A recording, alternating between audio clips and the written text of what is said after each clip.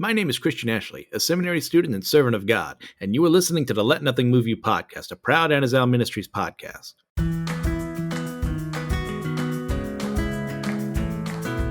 Welcome back, everyone, to the next episode of the Let Nothing Move You podcast. I'm your host, Christian Ashley, as we continue on, not through the book of Joshua, but today through the Bible into the book of Judges. So let us go ahead and start off here as we always do before entering, the actual text. When we start a new book, what is Judges? Judges, as a book, is concerned with telling the story of the Israelites after the death of Joshua, as they have taken possession of some of the land, but not all of the land like they're supposed to.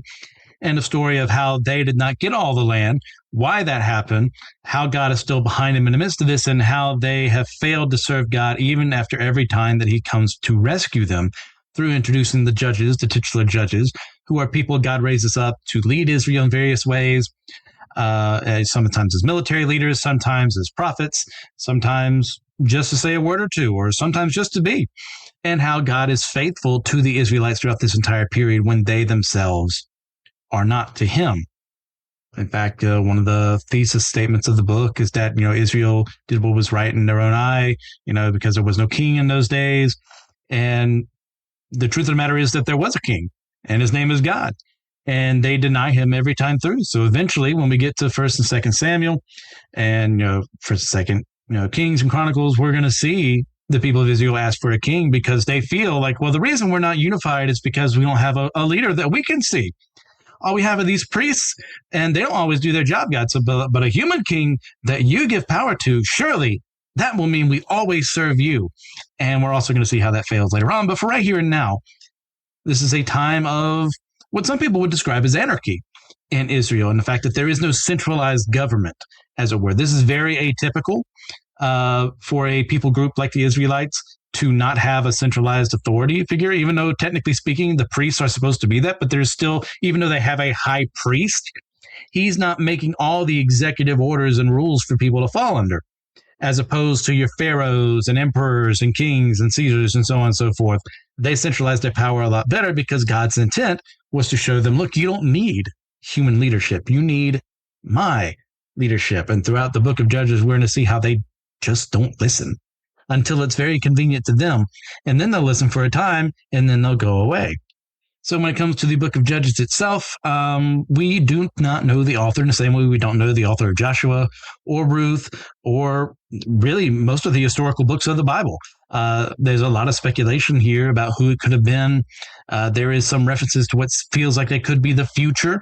So probably not a contemporary of the judges, except for possibly the last judge, Samuel. So I'm throwing his name out there as a potential writer of this. Some people have also put out the prophet Nathan, who would be a member of David's court, and has also been given as a possibility as the writer of 1st and 2nd Samuel, and so on and so forth. The truth of the matter is we don't know. For all we know, this is some anonymous Hebrew scribe who did the work that God told him to do to tell the history of Israel, hundreds of years before the exile, so that they could look back on this book and the times that they lived in and go, hey, this is where you were at, see where you are now, be better.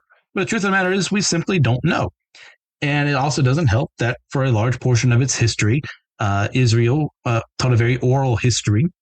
That, there were a lot of people who were literate and wrote things down, but a safer way of keeping this information in a time where it wasn't that easy to store paper or papyrus, which would probably be more frequent there, is memorizing and then telling that story to the next generation and making sure that they got everything exactly right so that the next time it came for them to teach the story, they would tell the story exactly right. There would be no error in the passing in between there as much as humanly possible. So we simply don't know. And that's something we're going to struggle with here, as always, when we are looking into something that happened a very, very long time from where we are now in history, where we have things where we can write down the most minute, stupid things ever, and they can be carried on for years, and people can look back and go, oh, man, you remember that scandal? I mean, what that idiot celebrity said, or what that idiot who claims himself to be a pastor said? We can look back and go, oh, man, those fools. At the same time, we can also learn legitimate history, too. That is a lot easier for us to transfer and send and receive due to the digital age we live in now, which thank God we do, because it's a lot easier for this stuff to get passed around. It has its ups and downs. like any age in the world.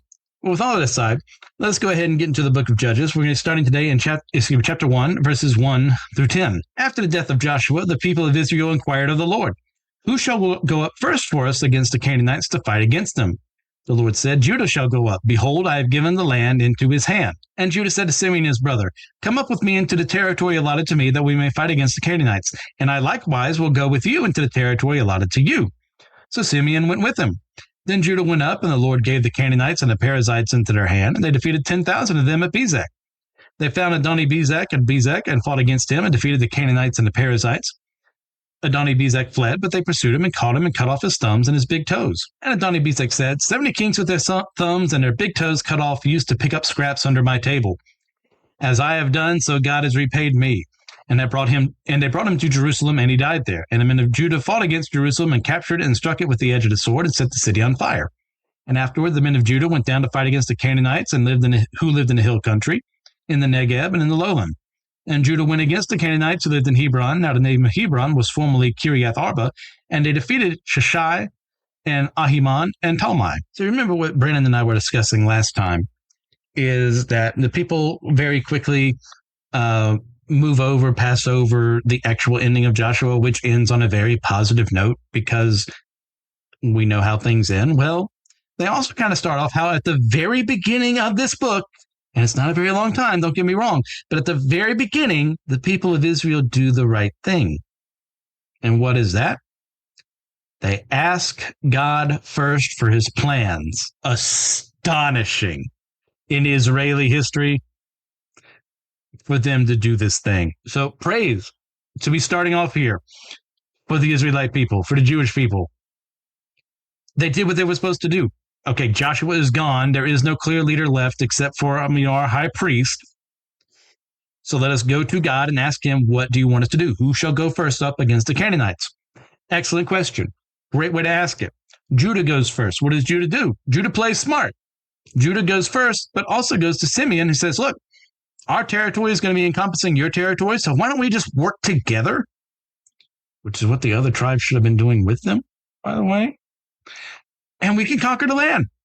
And you know what? For a time, they succeed, as opposed to while Joshua was in charge and the unified Israel were fighting all these wars and campaigns against the Canaanites around them. We have two tribes doing it instead.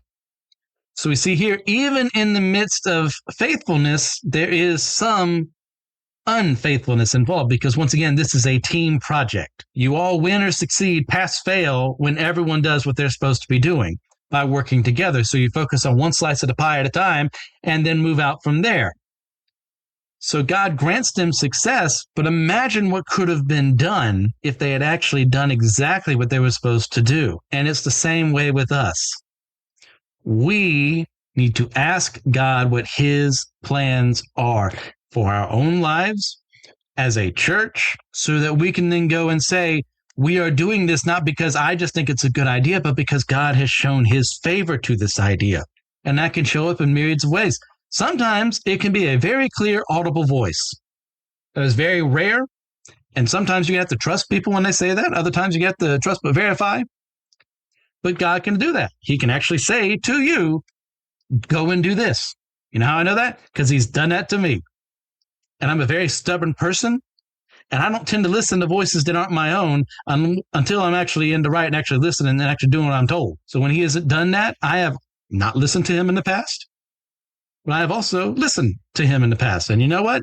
Which one succeeded, you may ask? Well, at times when I actually did what I was supposed to do. So that's one way. Another way can be, hey, we have this idea, maybe for a new building or a new way to serve the, outreach. Well, suddenly maybe someone comes along and says, hey, I just got this inheritance. I'm donating this money to the church. Or I just won the Powerball. I want to donate this money to the church. That could be a very clear sign from God that he wants you to get it done. There can also be clear signs that he doesn't want you to get stuff done. That can be when funding is taken away, or someone leaves the church, or there's a disagreement between people involved. So what we need to do is be able to discern what he wants and what we want, and then actually move forward with what he wants versus what we want, unless what we want aligns with what he wants. It's not that difficult, but we make it so. So right here, they do what he wants. They ask him what he wants, and then they follow through with it. But notice, not all of them. And the only reason there's two tribes involved is because one had to convince the other it was in their best interest to do it, even though they should have gone to everyone else. So we're seeing the small cracks that are forming here. So when we get to the rest of this chapter into the next chapter and we go, well, why did God allow this? He was with them, wasn't he? Well, he was. But they weren't totally with him. And so when you see failure after failure in this chapter, understand it's not because God doesn't love them. It's not because God doesn't have the power to help them. It's because they weaken themselves and God allows them to live the way that they do, honoring their choices, which means he doesn't get what he wants, which is a unified Israel, which is one that conquered the entire promised land and follows after him. But God does not reward disobedience and apostasy. So while they're not 100% cracked right now, the cracks are still forming. Now we also see here who God is working against. We got Israel's is doing better. They're not at their best, but doing better. No, he's not doing better. Adoni-Bezek, because he had an entire life, once again, like every single Canaanite leader before him, to have multiple years to go, maybe we're the ones in the wrong. Maybe, all that time I spent, taking off the thumbs and big toes of kings that I conquered, I should be going, wait, maybe that could be one day done to me. Maybe I'm the one who should repent so I can avoid that, so I can actually be a good person. And it's only at the end of his life that he goes, man, I really wasted it. God's repaid me for what I did. That's a bold thing to say without actually converting. It's a bold thing for a sinner to admit that they're not good enough at all, but unfortunately he doesn't make the next step, and he gets exactly what he deserves. And you may be wondering, 70 kings in Canaan, isn't that a lot for a nation that's really only the size of about New Jersey? Well, it is to us. But back in the day, we're talking, not all these towns are big places.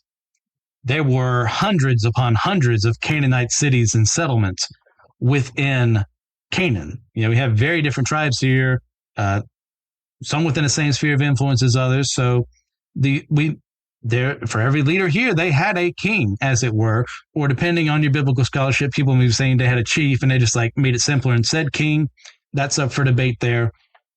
But the point of the fact is that Adoni-Bezek had enough influence in his life to where he could conquer all these people, make them submit to him in such a harsh way, and yet at the end of his life, it was all for nothing because he never served the living God. Then we enter a contentious part here with a lot of people because they're not paying attention to the book, where Judah takes the city of Jerusalem, sacks it, puts it to the edge of the sword, sets the city on fire. And you go, well, what's the problem there, Christian? Well, we're about to go into the rest of this chapter where Benjamin's going to do the same thing. So, or at least attempt to. So what does that mean? Is this some contradiction? And contradictions are going to show up a lot in this one chapter alone, or seeming contradictions, because once again, people don't put the work into this. So what's going on here? Because later on, in Judges 1, just Judges 1, we're going to see Benjamin attack Jerusalem and try and take it over. And while it seems like they succeed, they ultimately fail. So what does that mean? Well, something's going to happen multiple times. Once again, in just one chapter alone, they're going to succeed. God is behind them. They take a city, but they don't hold it. And a consequence of them not holding it is because they don't have the faith that they should. They're not listening to God as they should. So while he gives them successes, that doesn't mean those successes can't be overturned. This is not a contradiction. This is paying attention to the text, paying attention to the character of God, and then actually applying it to the story that he's telling us. When you fail to do that, you don't understand Scripture. You make things up to be whatever you want them to be, because as soon as you can say, oh, contradiction, you don't have to think. You don't have to believe. You don't have to trust. You don't have to have faith, because you know what? It's a lot easier not to. It's a lot easier to say, well, because I found this one problem, that means I can unspool the rest of it, and I don't have to believe in any of it because I want to live the way I want to.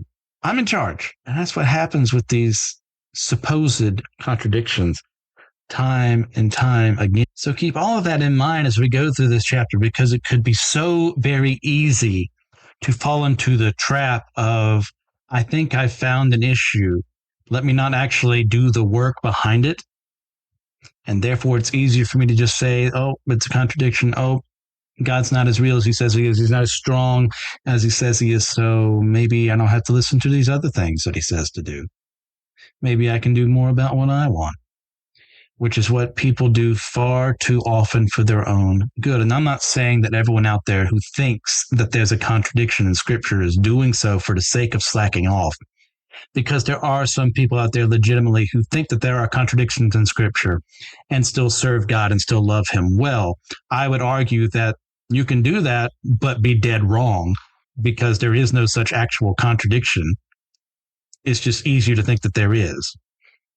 And we'll get into the biggest one, probably not ever, but as far as like people are concerned with the Old Testament in a bit, we have to go through 11 through 15 first, and then we'll get there. And speaking of, starting in verse 11, from there they, Judah, went against the inhabitants of Debir. The name of Debir was formerly Kiriath Sepher. And Caleb said, he who attacks Kiriath Sepher and captures it, I will give Aksah, my daughter, for a wife. And Othniel, the son of Kenaz, Caleb's younger brother, captured it. And he gave Aksah his daughter for a wife. When she came to him, she urged him to ask her father for a field. And she dismounted her from her donkey, and Caleb said to her, what do you want? She said to him, give me a blessing. Since you have sent me in the land of the Negeb, give me also springs of water. And Caleb gave her the upper springs and the lower springs. Now, so this story should be quite familiar to some of you because we've already covered it. So why is it here again in the book of Judges after just being in the book of Joshua? Well, it's not the only time it's going to happen today. It's also going to see some in the second chapter. So what this is doing is working as a way to compare and contrast as a juxtaposition of Israel in its past, because this is a flashback to what we've already read in Joshua, to what they are doing in the then present, not serving God as faithfully. Here we go. We have Othniel working as the nephew of Caleb, doing his job. We have Caleb doing his job, leading his people well, listening to sound reason, as comes from his daughter when she comes to him and says, look, you gave me this. This is great. But what's better? The Negev here, not always the most wet environment in the world. Give me those springs, because if we want to water our plants and feed our animals and the like, we got to have that, because she's one smart cookie and a total catch as a wife. So Caleb gives her what she wants because he's bright. She's bright.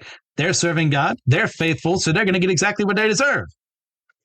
As compared to what is happening before here and what is about to happen after this. This is why it's in there. It's not just they had a word count that they had to get to back in the day. This isn't they had nothing to better do with their time. This is, hey, look, get your minds right, because this is what happens when you do serve God, and this is what happens when you don't serve God. So let us complete that juxtaposition by going through verses 16 through 21. And the descendants of the Kenite, Moses' father-in-law, went up with the people of Judah from the city of palms into the wilderness of Judah, which lies in the Negeb near Arad. And they went and settled with the people. And Judah went with Simeon, his brother, and they defeated the Canaanites who inhabited Zephath and devoted it to destruction. So the name of the city was called Hormah, which means destruction. Judah also captured Gaza with its territory, and Ashkelon with its territory, and Ekron with its territory. And the Lord was with Judah, and he took possession of the hill country, but he could not drive out the inhabitants of the plain because they had chariots of iron. And Hebron was given to Caleb, and as Moses had said, and he drove out from it the three sons of Anak. But the people of Benjamin did not drive out the Jebusites who lived in Jerusalem, so the Jebusites have lived with the people of Benjamin in Jerusalem to this day. So first off, we get the Kenites here. They have been a factor with the people of Israel for quite some time. They had traveled with them after the initial Exodus, after Moses had met with Jethro, his father-in-law. They decided to join up with them. They've been mentioned a couple of times beforehand, and now what they officially do is assimilate within Israel. So if anyone tells you that the Jews as a people group have always historically been anti other races and the like integrating into their culture, they know absolutely nothing in the past and they know absolutely nothing in the future.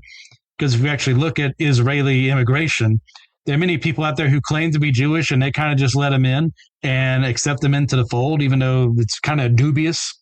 Especially last time I remember it is some, she was an African nation. What there's some in Ethiopia, but there was another like further south, like Uganda or Kenya or something like that. I'd have to look it up again. With like the Limba people, I can't remember exactly where they live, but the idea being is that the ties genetically between them are like next to nothing, but no, they accept them anyways. I'm not saying that Israel is some perfect paradise where there's no discrimination whatsoever, but I am saying if people just say blanket statement, all Israelites, Israelis to this day are racist, who hate other people, and are just xenophobic, they know nothing in the past and in the future. And in the present, I should say. So the Kenites, as opposed to their now new Israeli brethren, do what they're supposed to do for a time. Then Judah and Simeon do what they're supposed to do for a time. They even take cities that, historically speaking, we know from now, we hear Gaza, oh no, Philistines, but they got it back, right? Well, once again, just like Jerusalem earlier, and just like the Benjamites, they can attack these cities, they can hold these cities for a time, but they can't keep these cities. So what does this mean? Well, a fool would say that God has contradicted himself here and that he doesn't love his people and that he let them lose, or that God is someone who promised something he couldn't keep because he doesn't have the power to give it to them. Or someone who's actually read this book and read the entire Bible would then go to the next chapter and get the answer, which we'll get to in a bit, and go, oh, it's because Israel isn't doing its job, which is part of the conditional covenant. Conditional meaning, if you meet these conditions, I will deliver this, saith the Lord. Then they would have gotten what they wanted, and God would have gotten what he wanted. But because there's a problem, and it's apostasy and a lack of faith in their God, they can conquer these places for a time, but they can't keep them. So the Philistines will rise up again and take back those three cities. The Jebusites, even though they lost Jerusalem, will come back into it, and they'll rebuild it and make it even better than it was before, because the people of Judah and the people of Benjamin couldn't keep it.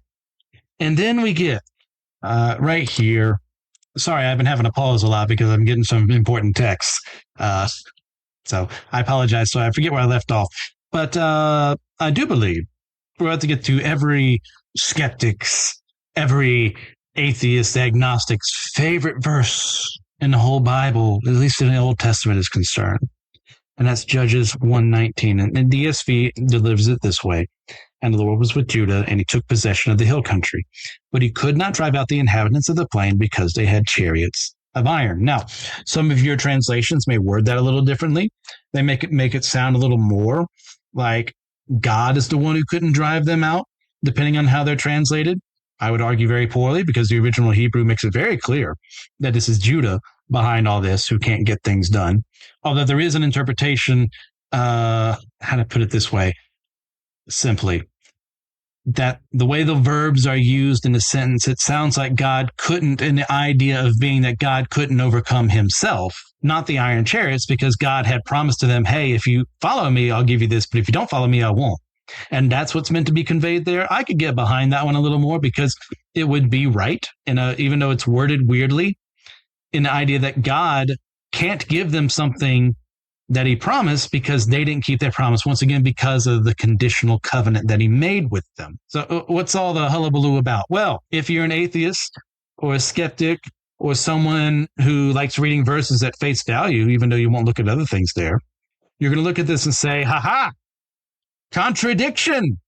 Your God can't fight iron chariots. He must be weak. He promised them all this land, and yet he couldn't beat some iron chariots. You truly serve a weak God who's not even real in the first place. Let's be honest, right? And I've had people come up to me and say this, like full blast, thinking that this is like the final nail in the coffin that's going to say, nope, you're giving up Christianity after I tell you this. And I got to tell you, they weren't ready.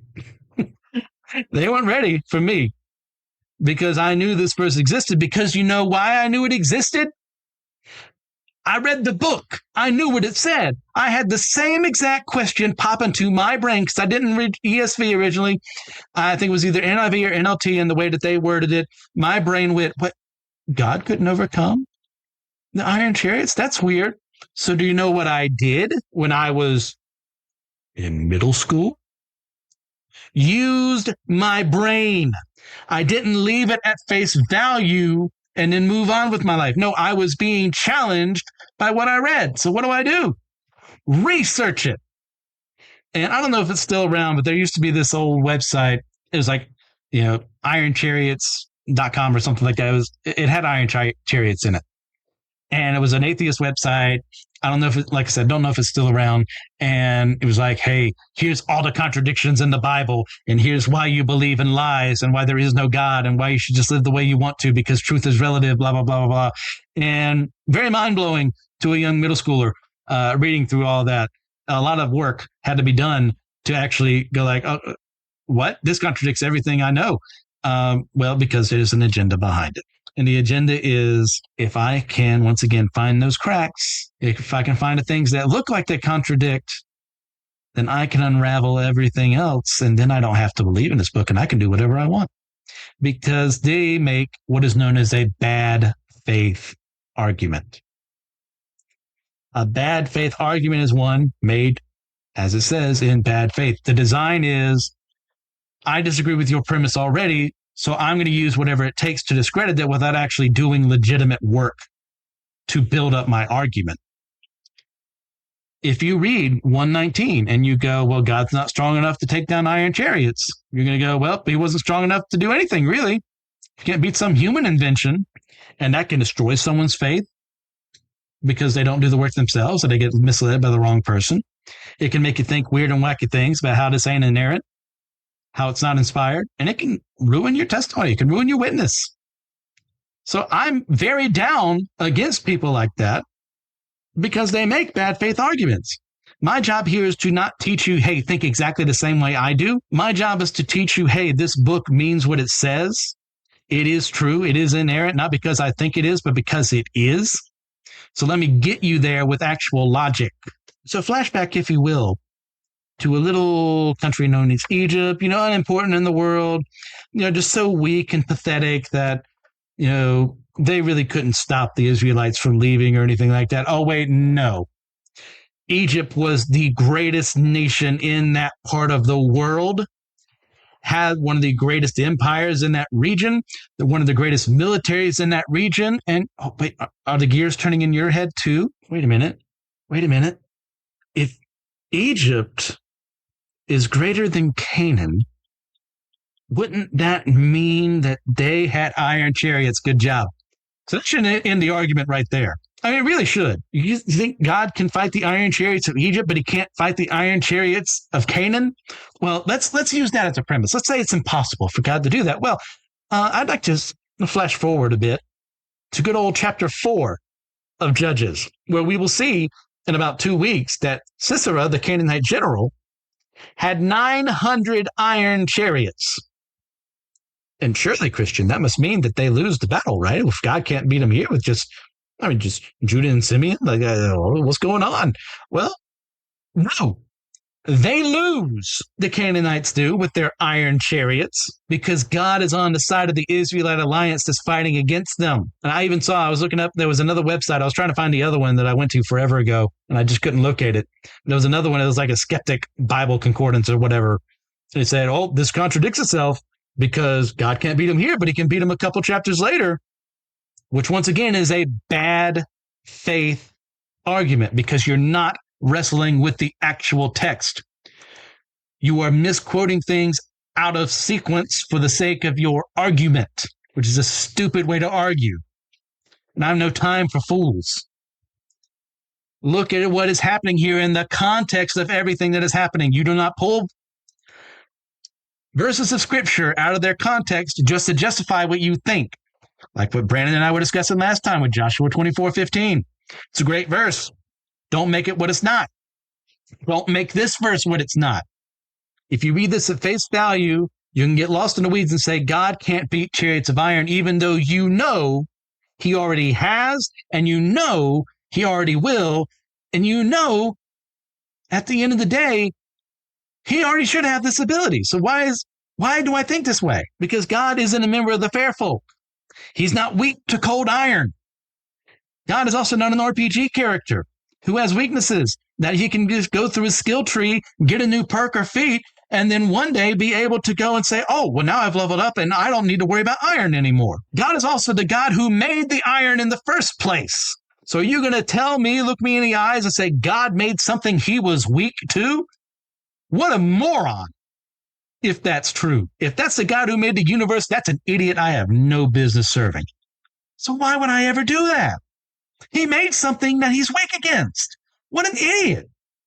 What a loser. And that's what happens when you focus on the wrong part of a verse. You should have that thought. Don't get me wrong. You should have those doubts that come into your head when you read this book. Don't get me wrong. Remember how I started reading through this. I had doubts. I had questions. And do you know what I did with them?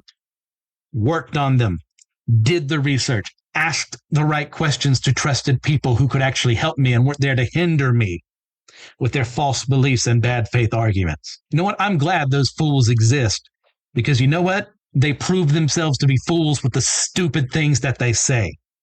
They are there to be mocked, thinking themselves wise with their human wisdom that God supersedes every single time.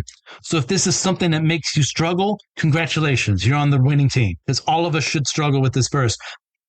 But if you remain in that struggle, you're losing your place on the team for the wrong reasons. Do the work. In the context of everything that is happening in this chapter, why would Judah not be able to defeat the chariots of iron? Because they don't have faith in God. They have faith in themselves. And once again, when we get to chapter 2, we're going to see exactly what they're doing at the same time that this is happening. Going after other gods, worshiping self, denying God, or adding him to the list of gods that they worship and not totally removing everything else from their lives. Read this book in context and all those seeming contradictions die a very silent death because they have no legs to stand on next to truth. Do the work. Don't just say it's a contradiction. I'm going to move on with my life. Don't just say it's a contradiction. I don't have to believe anything else that comes after this. Do the work. You know why? Because if we don't do the work here, why are we not? We're not going to be doing the work in our own lives because we can act the same way and make a God who's weaker than he actually is. Well, God can't remove my sins. God can't forgive me for what I've done because you don't understand just how bad the sin is. You don't understand. Like God, he can't possibly be that powerful. Like I'm the one who's messed up my own life. And in so doing, we create a false version of God, one that causes more harm than good. And we cannot abide that in ourselves. We serve a God who looks at us and says, you're weak, but I am strong. And I can make you strong with me. Those sins you think can't be forgiven, balderdash. Those people you hurt, you think you couldn't possibly make amends with them? That's what you think. Get on the winning team. Serve me well. And those sins are going to be washed away like snow, washed away white as snow. Next up, 22 through 26. The house of Joseph also went up against Bethel, and the Lord was with them. And the house of Joseph scouted out Bethel. Now the name of the city was formerly Luz. And the spies saw a man coming out of the city, and they said to him, please show us a way into the city, and we will deal kindly with you. And he showed them the way into the city, and they struck the city with the edge of the sword, but they let the man and all his family go. And the man went to the land of the Hittites and built a city and called its name Luz, and that is its name to this day. Now we go from there to a very curious segment here too. I don't see a lot of people focus on, which is odd because I have questions here too. Where house of Joseph, that being, of course, Ephraim and Manasseh, the sons of Joseph, became the tribes of Ephraim and Manasseh, go against Bethel. They're doing their job. And they also do their job learning from Joshua. Hey, you know what he did? He used spies. What better spy than someone who lives in the city? Say, look, man, you know who we are. We know what we're about. If you let us in, we'll deal kindly with you. And they do. They keep their word. But then he leaves them. And he goes into the land of the Hittites, whether this is the Hittite, faction that lives within Canaan or the actual Hittites, the Hittite Empire. Hard to say. Probably the former. But you may notice something there. You may be asking yourself the question, well, wait a minute. This kind of sounds like the Rahab story, right? But she did it because she wanted to serve God. This man, we don't know what his motivations are, outside maybe self-preservation, because the text doesn't say. So I'm going to say before I go any further, I don't know what I specifically am supposed to be getting from this. Outside of it potentially tying into the whole theme of this chapter and that the people don't do what they're supposed to do. That's the more likelier interpretation, because while I would love this to be another Rahab story, This man doesn't get a name. That doesn't in and of itself disqualify him as being a good guy. But look at how they talk to him. The spies saw a guy leaving the city. Say, look, show us the way in. We'll deal with you kindly. And he did so. No real interaction from the man of his motivations there. As opposed to Rahab, where we get an entire chapter showing exactly why she wanted to go with the Israelites. Because she saw who God was and what he could do and wanted to serve him. So my skepticism senses are tingling right here and now. And whether that's right or wrong, I mean, it's hard to tell. I'll be perfectly honest. Like, I cannot for 100% tell you my interpretation is the right one here, because I see a man who doesn't learn the lesson that Rahab did. Because where does he go to settle? Does he settle with the Israelites like Rahab did? No, he goes to the Hittites and makes his own city there. That seems very suspect to me. Rather than living in the land of the people who had sheltered him and his family, had shown more than he deserved, he goes elsewhere. And that also brings into question the Israelites and whether they were doing the right thing here or not, because unlike Rahab, there is nothing from the man here hinting that he believes in God and wants to serve God. And they may be believing in a false peace, a false love that says, well, we'll be nice. We'll spare one of the guys and his family, and that'll make us look good, right? Like, we won't feel as bad when we have to slaughter everyone else, even though that's by law what we're supposed to do for people who are unrepentant in the Canaanite sphere. So what are we supposed to get from this? It depends on your interpretation. And I say this is one that is very up to interpretation. Maybe someone who knows a little more than me can come and correct me. I'm always open to correction. But from what I've studied, I don't see something here that gives me a clear cut, oh yeah, that's what I'm supposed to get. So once again, at the end of the day here, I don't know is my answer. I know how I feel. I know where I'm led to believe given the rest of this chapter and the chapters around it, but I can't take a gun and say, all right, shoot me. I'm taking that bullet for that one. So I'll leave that up to you. And we'll continue on and finish this chapter by going through verses 27 to 36. Manasseh did not drive out the inhabitants of Beth-shean and its villages, or Tanakh and its villages, or the inhabitants of Dor and its villages, or the inhabitants of Iblaim and its villages, or the inhabitants of Megiddo and its villages, for the Canaanites persisted in dwelling in that land. When Israel grew strong, they put the Canaanites to forced labor, but did not drive them out completely. And Ephraim did not drive out the Canaanites who lived in Gezer, so the Canaanites lived in Gezer among them. Zebulun did not drive out the inhabitants of Kitron or the inhabitants of Nahalal, so the Canaanites lived among them, but became subject to forced labor. Asher did not drive out the inhabitants of Akko, or the inhabitants of Sidon, or of Alab, or of Akzib, or of Helba, or of Afik, or of Rehob. So the Asherites lived among the Canaanites, the inhabitants of the land, for they did not drive them out. Naphtali did not drive out the inhabitants of Beth-shemesh, or the inhabitants of Beth-anath, so they lived among the Canaanites, the inhabitants of the land. Nevertheless, the inhabitants of Beth-shemesh and Beth-anath became subject to forced labor for them. The Amorites pressed the people of Dan back into the hill country, for they did not allow them to come down to the plain. The Amorites persisted in dwelling in Mount Heres, in Aijalon, and in Shalbim, but the hand of the house of Joseph rested heavily on them. And it became subject to forced labor. And the border of the Amorites ran from the ascent of Akrabim, from Selah, and upward. Well, my friends, that was a lot of words to say. Israel sucked at its job, and as a result, they didn't do what they were supposed to do, and got punished as a result. Remember, context, we're not done yet with context. Still got the start of chapter 2, and well, pretty much the rest of it too. But right here and now, they fail once more because of apostasy. How can I say that? They don't say that explicitly in chapter 1. Well, guess what? Chapter 2 exists. I know I'm skipping ahead, but context matters. This in front of 2 then enforces what 2 says. This is why these things didn't happen. This is why you didn't drive them out of Gezer or Aijalon or Beth-shemesh or Sidon or any of these cities, Israel, because you didn't get your acts together. And now look at what's happened. Once again, I wish this was a more visual show in some way, because I could show you like the limits of what should have been the promised land. And I can show you the Israelite territories of the judge period, which is many hundreds of years, and go, man, it kind of sucks. They didn't really do their job well, did they? Well, yeah, I'm glad you agree. Welcome to the story.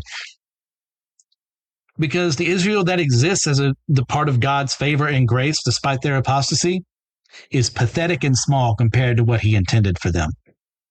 And it's all because they failed to serve him. And you may notice, too, a couple curious verses here that should make your skepticism senses go off, too, with some of their motivations. Because notice when Israel grew strong, they put the Canaanites to forced labor, but did not drive them out completely. So what does that tell you? Well, what it should tell you is what it told me. They have the power to offer God's judgment to these people, and they refuse to do it, not out of humanitarian concerns or loving for one's neighbor or any of the fanciful things people get brought up here because they get very squeamish at the idea of wiping out a people group, which you should. Don't get me wrong, but you should also know that God's purpose is better than ours. So getting rid of these people, once again, as we said many times before, is a good thing because of what happens when they let them live. And you know what happens when they let them live? What happens in chapter 2? Once again, we'll get there. But for right here and now, something else you should have noticed is that the forced labor part. What does that mean if you are in charge of a person enough to enforce them to work against their own interests to serve you instead, to be your slave instead? Well, by golly, I think that should mean that I have power over them. Wouldn't you say? So if I have power over them, then that means they shouldn't be a threat to you. And that means you should have done your job and wiped them out, even if, let's just say you couldn't beat them militarily, but you'd force them to be your slaves. Okay, sure. Let's look at that as a premise. We know what that means. If they're your slaves, they don't have the same power they did when they were fighting against you. So you could do the job you should have done in the first place and wipe them out. But instead, Israel cuts corners. They cut corners. God doesn't cut corners. God's people working faithfully with him do not cut corners. We don't go, hey, you can be a member of this church, but that mistress you have on the side, we'll let it slide. No. Get things right between you and God and get rid of that other person who shouldn't be involved with you. You're not loving people well. Church is also not, okay, well, it's great that you're giving us your tithe and you're being faithful with that, but I also see that you have a huge problem with gambling and alcohol. Well, that's okay as long as you keep paying us. No, may it never be said of the church. Hey, look, we're grateful you're tithing, but you have issues in your own home that need to be addressed because that alcoholism is driving you to death, and wasting away your money that you don't have the ability to lose with gambling is a huge issue. This isn't gambling with I have enough, I can afford to lose it. This is no, you're being rampant with your gambling, and we have a huge problem that needs to be contained here. And a good church should look at that person and say, stop, quit cutting corners. Following God is an absolute. That means I give up absolutely everything of myself and my desires that has no place in his presence. And you know what? I'm not the best at that. There's a lot of work he's still having to do on me. But at the end of the day, in my heart of hearts, I am willing to give it up and serve him alone. No matter how many times I backslide, no matter how many times I lose focus, I still ultimately see him and I head towards him because my job is not to cut corners. My job is to do exactly what he tells me to do, as if he were standing right beside me, overseeing everything I did. And Israel can't do that. And we're going to see how God responds to that, as I had much promised, by going into chapter 2, verses 1 through 5. Now the angel of the Lord went up from Gilgal to Bochum, and he said, I brought you up from Egypt and brought you into the land that I swore to give to your fathers. I said, I will never break my covenant with you, and you shall make no covenant with the inhabitants of this land. You shall break down their altars, but you have not obeyed my voice. What is this you have done? So now I say, I will not drive them out before you, but they shall become thorns in your sides, and their gods shall be a snare to you. As soon as the angel of the Lord spoke these words to all the people of Israel, the people lifted up their voices and wept. And they called the name of that place Bochum, and they sacrificed there to the Lord. Bochum means weeping or weepers. Multiple times in the book of Judges, we're going to see the angel of the Lord appear or be mentioned. Now, if you recall the episode that Karai and I did on Joshua 5 and 6, you should know our interpretation, which I do believe to be the best one, the correct one, the biblical one, is that the angel of the Lord is Jesus Christ pre-incarnate. Go back to that episode to get our justification for why, because we have to move on to other subjects right now. But what we have here, assuming my interpretation is true, is Jesus Christ doing exactly what he did in the Gospels 1,200, 1,400 years before that happens. And what did Jesus Christ do? Told people about the coming of the kingdom of God and pronounced judgment on those who wouldn't listen. What we see here? Hey, remember, guys? Remember those things I told you to remember? All those memorials we set up, all those monuments, all the scriptures you have written down in Moses' hand, the Levites, you're supposed to be doing your job, right? You, my priests, you're supposed to be doing your job. It kind of sounds like the Pharisees not doing their jobs either. Interesting. Almost like Hebrew history is a little cyclical in some regards. I told you what to do. The law told you what to do. It was supposed to reveal more of me, reveal my kingdom to the world. So now that you're not being a part of the kingdom, guess who's cutting you out? Not permanently, because as he says, he will never abandon them, but he will make things difficult for them, as he promised as well. Also notice, by the way, for those doubters of the angel of the Lord being God, what did he say that God told him to say? No. As his messenger, as his herald? No, he said, I brought you up from Egypt. I swore to give to your fathers this land. I said, I will never break my covenant with you. So on, so forth. When that keeps happening, either he's really insistent and forgot to mention that he's saying God is saying these things, or he is God, Jesus, and he is able to say this thing without being blasphemous. I'll leave it to you to interpret that. I think there's an easy way to believe this. And what does he say? I will never abandon you, but you broke my covenant, so I will not drive them out before you, which then explains, if you're paying attention to the events of this story, why they fail to conquer the land in the first chapter. Read this book in context. Don't make things up. Remember, they do not write in chronological sequence like you and I do, because that's how we're taught. That's not their culture. That's not how they wrote things, outside of very specific circumstances. And even then, in some of those chronological narratives, they will often flash back, or they will tell a story in between because it fits in between the story they're telling.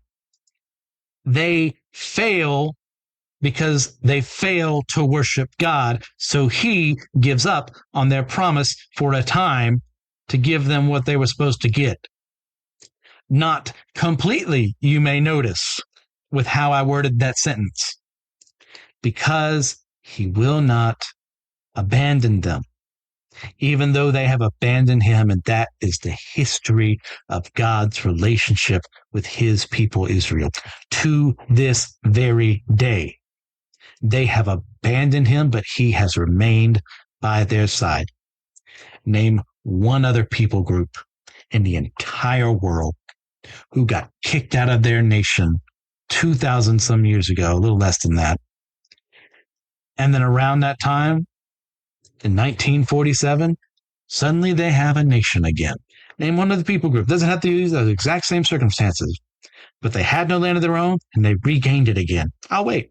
You can call me whatever fancy term you want to, and my theology, what have you, but I'm just looking at history when I'm saying that. I'm just looking at scripture when I see that. Look, God hasn't given up on these fools, and he won't give up on anyone else until they put themselves at the point of no return. There will be a time when Israel comes back to God, just like they did time and time again in this book alone. And by the way, for those of you who've been hanging around with us, do you remember the Pentateuch? How many times did God say, look, I'm about to wipe you idiots out and start over with Moses? And yet he didn't. And yet he was faithful to them when they weren't faithful to him. And he redeemed them. He put a bronze serpent up to prevent people from dying. He gave them water in the midst of the desert, manna every day from heaven to keep them alive. Their sandals didn't go out. Their clothes didn't wear out. They remained alive because he preserved them even in the midst of their apostasy. And you'll say, well, Christian, they're weeping at the end. Surely that means that they're repentant, right? Oh, really? Is that what it says? No, that's not what it says. It means they're weeping. And do you know what that means? They recognize that they've done wrong. And that can bring you to the point of tears. But it doesn't mean you've repented, because look, they go and sacrifice there to the Lord. Well, surely that's a good sign too, right? Wrong. Because if they had actually given true sacrifices of repentance, of wanting to commune with their God, you know what would have happened? Not the events of the rest of this book. So it is clear by their actions and by what they're saying and doing that they don't actually follow God. And that is on them just as much as it's on us, who know much better than them how to do things correctly. And yet we'll say, God, I'm so sorry. No, I'm being punished for this. God, I'm so upset. God, please forgive me. And you know what? If you actually mean it, that's forgiveness. But if it is a performative action that says, well, I know the right steps to make things right between me and God, but I'm doing it for the sake of performance rather than actually being repentant, guess who's not being forgiven? Guess who's still under the wrath of God in many circumstances? Not the full wrath if you're his, but his wrath nonetheless. Because guess what? Even as someone who has been saved eternally by him, I've been under his wrath multiple times over. Once again, not his full wrath, because Jesus is covering my sins. And praise Jesus for that. But I have done wrong. I have hurt my brothers and sisters, both family and, figuratively, and done despicable things in this world. And God has had to destroy me multiple times over so that I could be rebuilt by relying on him. And this is exactly what keeps happening to Israel. It's exactly what keeps happening to us. We're in an eternal struggle with him while we're on this world. Well, it feels eternal at least. And thank God there's going to be a day when that struggle is over, because new body, new heaven, new earth, I ain't going to have to worry about that ever again. And I hope you're there with me. But these people right here and now, and any other repentant people who know better, I'd hate to be them, because God's wrath is coming. And it's going to be their own fault. He's not doing it on a whim. He's not doing it to be cruel. He's not doing it because he hates people and wants to just show off his power. No, it's because he has to, because he is who he says he is. And if he loves his people well, then sometimes he has to punish them. Like any parent will have to tell you the same. Any good parent will tell you the same. I love my kids, is what they'll say. Sometimes they need correction. They need punishment. They need things taken away from them. They need to get a whooping every now and then. I don't mean no beating. I mean an actual whooping. Like, hey, get your mind right. I'm not actually harming you. I'm getting you in line so you know there are consequences for your actions. So you would much rather have me spank you or take your toys away or what have you, whatever actually motivates you to get things done, than losing a job or not getting the grade you're supposed to have or not getting into that college you want or whatever because of how you acted. So act right, Israel, act right, children of God. And we'll move on from there to verses 6 through 15. When Joshua dismissed the people of Israel went each to his inheritance to take possession of the land. And the people served the Lord all the days of Joshua and all the days of the elders who outlived Joshua, who had seen all the great work that the Lord had done for Israel. And Joshua the son of Nun, the servant of the Lord, died at the age of 110 years. And they buried him within the boundaries of his inheritance in Timnath-Heres, in the hill country of Ephraim, north of the mountains of Gosh. And all that generation also were gathered to their fathers, and there arose another generation after them who did not know the Lord or the work that he had done for Israel. And the people of Israel did what was evil in the sight of the Lord and served the Baals. And they abandoned the Lord, the God of their fathers, who had brought them out of the land of Egypt. They went after other gods from among the gods of the peoples who were around them and bowed down to them. And they provoked the Lord to anger. They abandoned the Lord and served the Baals and the Ashtaroth. So the anger of the Lord was kindled against Israel, and he gave them over to plunderers who plundered them, and he sold them into the hand of the surrounding enemies, so that they could no longer withstand their enemies. Whenever they marched out, the hand of the Lord was against them for harm, as the Lord had warned, and as the Lord had sworn to them, and they were in terrible distress. Christian, how can you say that the Bible's, some of these parts are written out of chronological order? Well, because I read it, because I've actually wrestled with the text, and because of what happens here. This already happened. We've already seen Joshua die. This is here, once again, as another juxtaposition. Joshua was faithful. Joshua did the work. He told the people exactly what to do. That's how we ended off the book of Joshua. All right, listen up, yokels, you primitive screwheads. This is the law. Follow the law. This is God. Follow God. As for me and my house, we will serve the Lord. And yet, he dies. The generation that initially conquered the land died. That went through the Exodus. and their children did not know the Lord. Does that mean absolutely no one in Israel served the Lord? No. We're going to see people who serve God in its midst, who actually did what they were supposed to do and taught their children to serve God and actually did their jobs.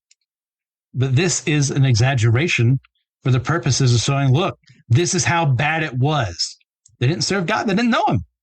Why is that? Well, because they started serving the Baals and the Ashtoreths and the gods of Egypt and the lands around them because they were more convenient, because they didn't require as much sacrifice as actually serving God, which, if you think about it, other than obviously being incredibly stupid, this is incredibly stupid for another less than obvious reason.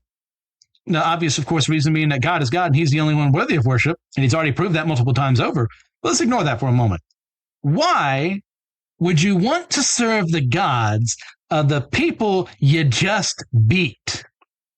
I don't know if it's just me, but like if I beat a people group into submission, why would I want to serve their gods? Obviously, they didn't love them enough to protect them, unless, like our God, there was some actual lesson behind them losing, but they don't have the power to do that. Only God does. So once again, going into the logic of serving God, you should go, oh, wait, he alone is God.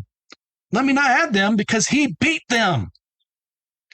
Like the punks they are. If they were actually ever real to begin with in any way, shape, or form, whether humans in the form of gods or humans granted powers by demons or demons themselves or some lower, lesser celestial being that isn't an angel or maybe was an angel or a fallen angel or something like that, doesn't matter because they lost. They have proven they're unworthy of worship. And yet what do? They serve those very same gods because those gods they beat when they were actually serving God, let them do whatever they want to do because that's what evil does. That's what a thought process that does not involve serving God absolutely gets you. He's it. There is no, let me add on this philosophy here. There is no, let me add on this mythology here, this folklore here. There is God, what he says, and what I'm supposed to do in light of what he says and who he is. So what does God do? The rational thing. He punishes his evil people for getting rid of him. He offers judgment to them. Once again, not because he's petty, not because he has nothing better to do with his time or he has a point to prove for the sake of proving a point. No, because he is just and because he is loving, punishment has to be extended to Israel because he loves them. That's what true justice is supposed to be born out of. Loving people. Sometimes justice means punishing evil. So God, if he is who he says he is, has to do this. But at that same time, remember how we started off chapter 2? He hasn't abandoned them either. Well, how hasn't he abandoned them? Well, that's how we end this chapter for today, 16 through 23. Then the Lord raised up judges who saved them out of the hand of those who plundered them. Yet they did not listen to their judges, for they whored after other gods and bowed down to them. They soon turned aside from the way in which their fathers had walked, who had obeyed the commandments of the Lord, and they did not do so. Whenever the Lord raised up judges for them, the Lord was with the judge, and he saved them from the hand of their enemies all the days of the judge. For the Lord was moved to pity by their groaning because of those who afflicted and oppressed them. But whenever the judge died, they turned back and were more corrupt than their fathers, and going after other gods, serving them and bowing down to them. They did not drop any of their practices or their stubborn ways.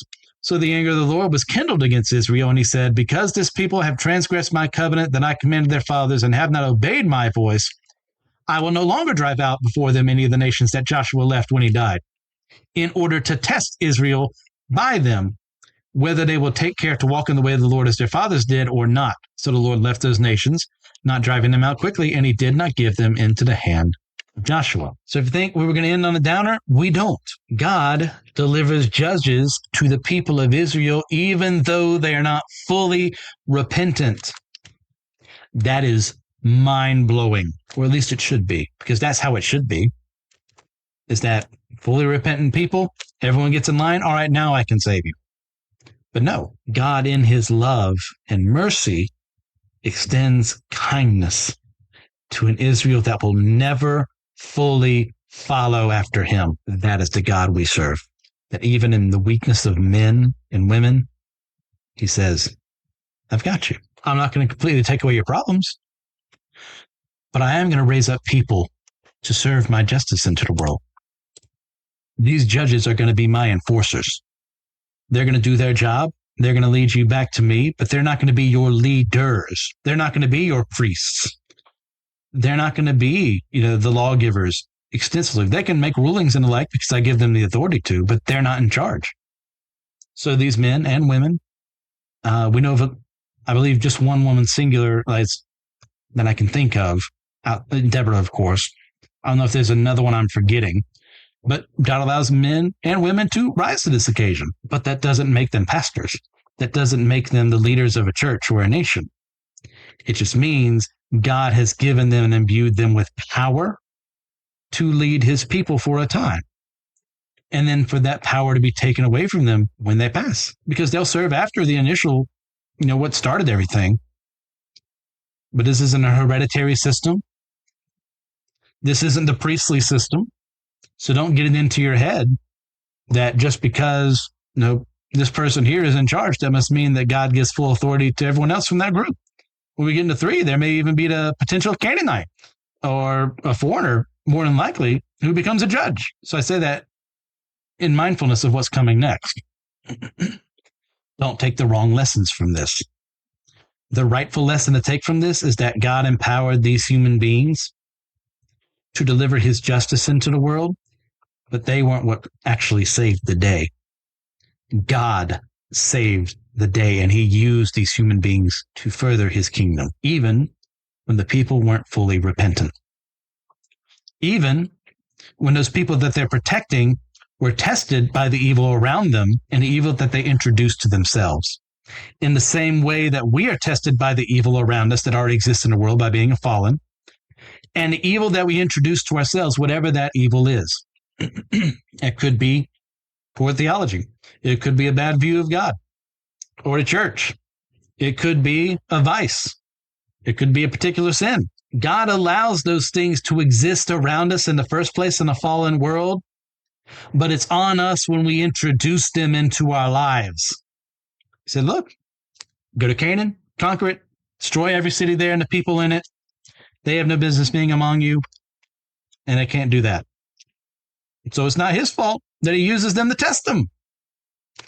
And it's not his fault when we introduce things that shouldn't be in our lives to use them to test us. God's not the one tempting us, he's the one testing us. God allows these things to infiltrate our lives or come around us or allow us to be the ones who brings them into our lives so that we can be tested. And that's a very terrible state to be in when we're the ones who bring it into our own lives first.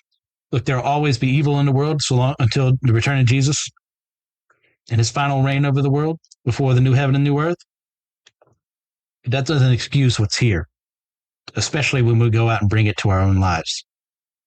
So when we look through the book of Judges, it's going to be so very easy for us to say, oh, those idiot Israelites, they just didn't get it right. They never truly served God. Not like me, I'm better than them. And well, you know what? If you still have that thought from all the time we spent in the Pentateuch, I don't know what I can do for you. Because that's the wrong lesson to take from here. They are us, separated only by time and location. If we were with them, you and I would have done more than likely the same exact thing. You know how I know that? Because I've lived my life and I know you've lived yours. And we have walked away from God multiple times over, and he has kept bringing us back, bringing judges in some way, shape, or form to help bring us back to him. Whether that be a sermon you saw on YouTube, whether that be that person who entered your life and says, hey, man, why don't you go to church with me? Whatever it was, he brought us back, even though we rightfully deserve to be separated forever. So let's learn the actual lessons here and be mindful of that as we go about our days. Thank you guys for all that you do. Please get a chance to leave a 5-star review on your podcasting platform of choice. It helps with the ratings there to help us find more people. Feel free to share the show with your friends and family members. If you're interested in my own fiction writing, find my works at stubbornwritersguild.com or on Amazon by searching for the name MC Ashley. If you're all interested in some further solid studies into the Bible and its teachings, then check out the other members of the NSL Ministries podcasting network. You can find me specifically on Systematic Ecology, Why I Don't Like, Friday Night Frights, Spidey Swing Bites, and some joyful noises. Contact me at letnothingmoveyoupodcast@gmail.com. I'd like to extend a special thank you to Joshua Noel for the editing that he does and for the music he has to the podcast. And with all that in mind, God bless you in accordance to his will, not mine. Allow me one more time to remind you, let nothing move you.